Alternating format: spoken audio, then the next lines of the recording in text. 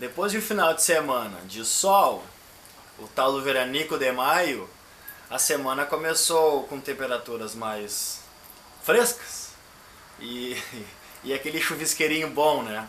Tomara que não venha aquela chuvarada perigosa que alaga a nossa cidade e traz tantos prejuízos, né? Infelizmente, em especial para a área urbana.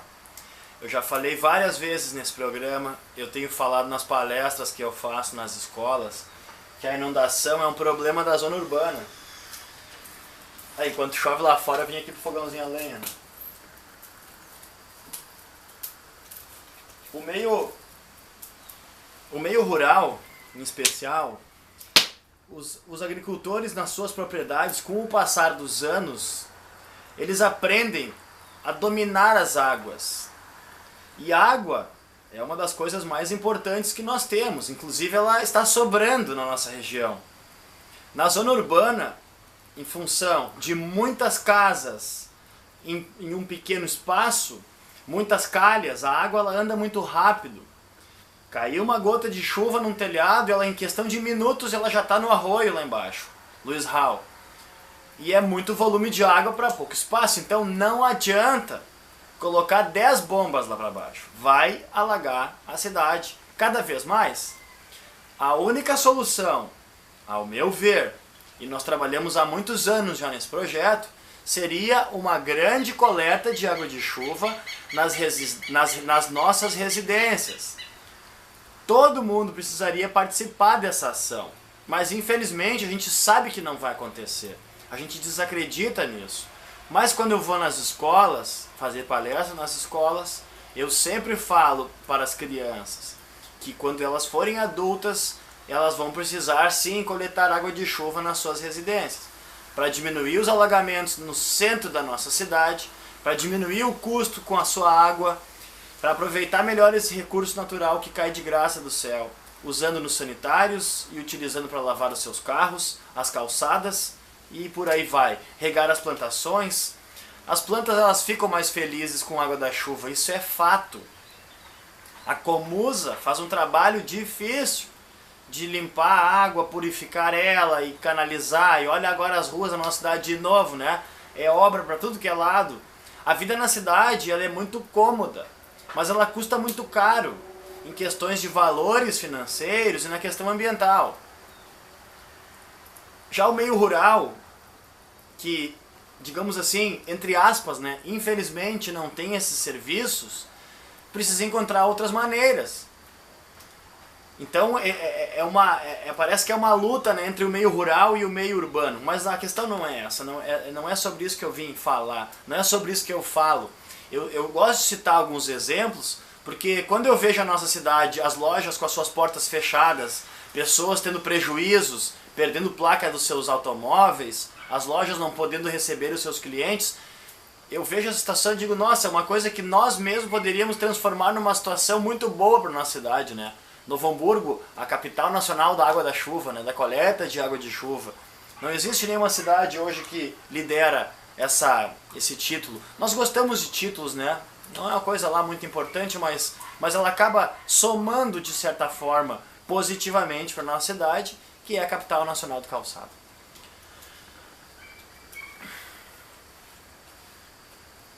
Mais triste ainda eu fico quando eu vejo novamente, né, mais um ano, nós estamos chegando na metade do ano, o mês de maio está acabando.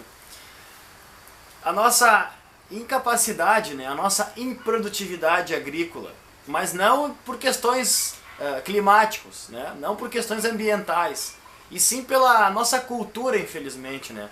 A nossa cultura, a cultura dessa nova geração, digamos assim, da década de 70, 80 mais ou menos, mas nos anos 90 que a coisa explodiu, né? Nós não gostamos de trabalhar na lavoura, não é que nós não gostamos de trabalhar, o hamburguense sim é um povo que trabalha muito, na verdade, em ritmo de fábrica de sapato.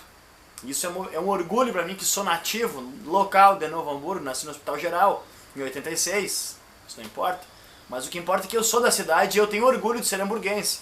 A nossa cidade tem um ritmo industrial forte, reconhecido mundialmente. Mas nós temos, por outro lado, assim como o resto do Brasil todo tem, essa questão de é uma bronca contra o serviço braçal, em especial a agricultura, que é o que leva esse país adiante.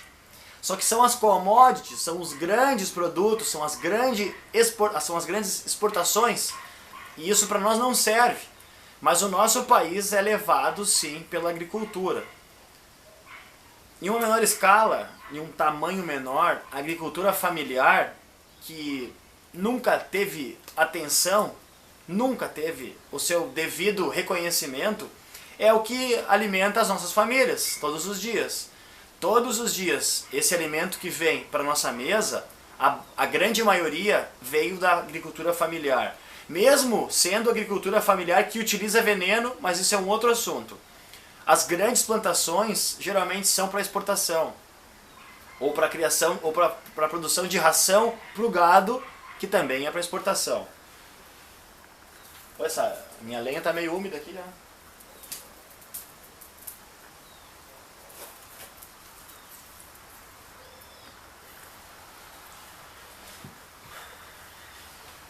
Deixa eu só ver de olho no cronômetro aqui, porque senão você sabe que eu me atrapalho. Nós temos nessa terça-feira tão linda aí do mês de maio, nós temos centenas de hectares disponíveis para plantação. Claro que são áreas que têm os seus proprietários, são áreas que têm as suas questões, mas elas não estão cumprindo o seu papel, na verdade, né? A terra deve produzir alimentos, e produzir alimentos nesse momento que nós estamos vivendo de uma crise, e a nossa região em especial que sofre com o sapato há tantos anos. Eu acompanhei essa história. Nós estamos, parece que olhando para o lado, não é o lado errado, mas nós estamos olhando muito por cima. Nós não estamos observando, como dizem, o que está embaixo do nosso nariz.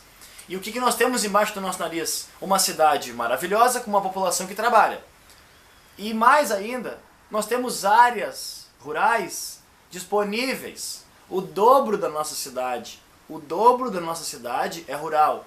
A área de Lomba Grande em especial. E é uma área disponível. É uma terra boa. É uma terra fértil. Com pessoas que trabalham e moram lá e conhecem a terra.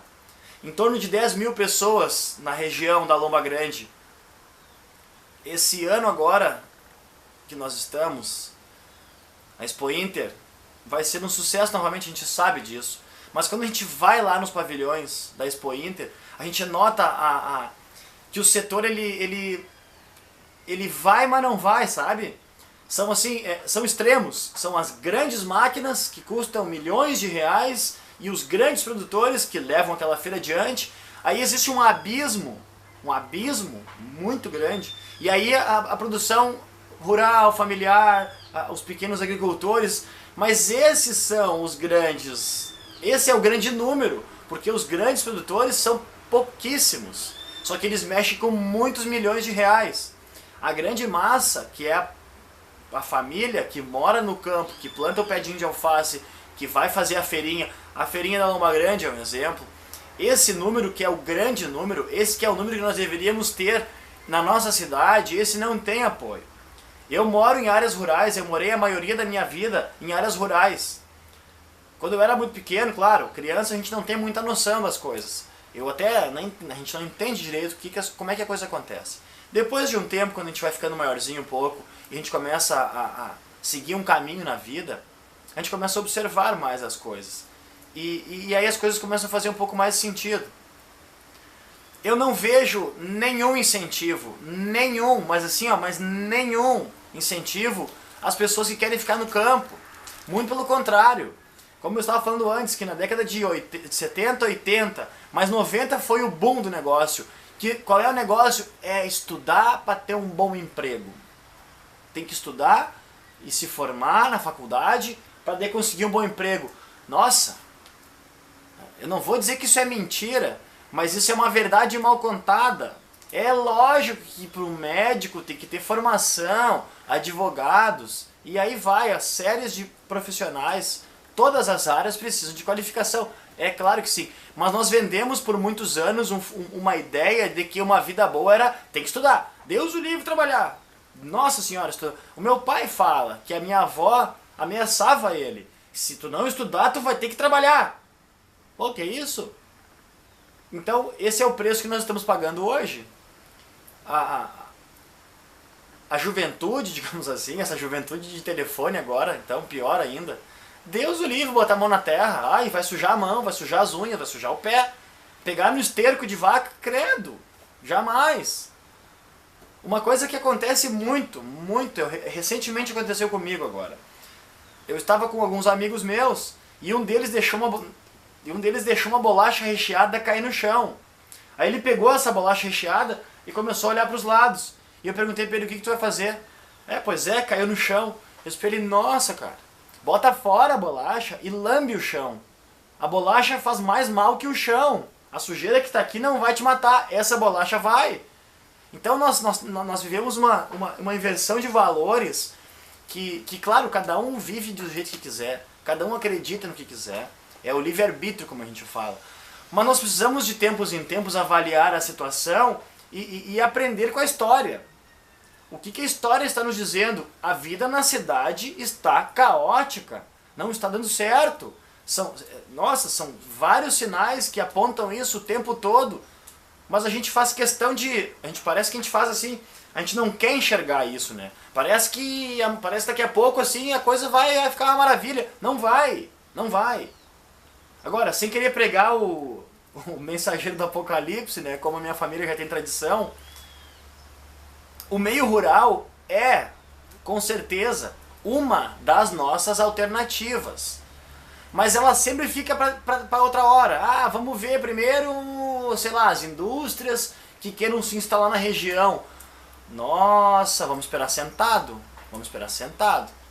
Porque, infelizmente, isso está muito distante. Isso está muito mais distante de acontecer do que uma empresa, ou alguém, ou algumas pessoas que se organizem e comecem a plantar. Hoje, vão colher. Isso é fato.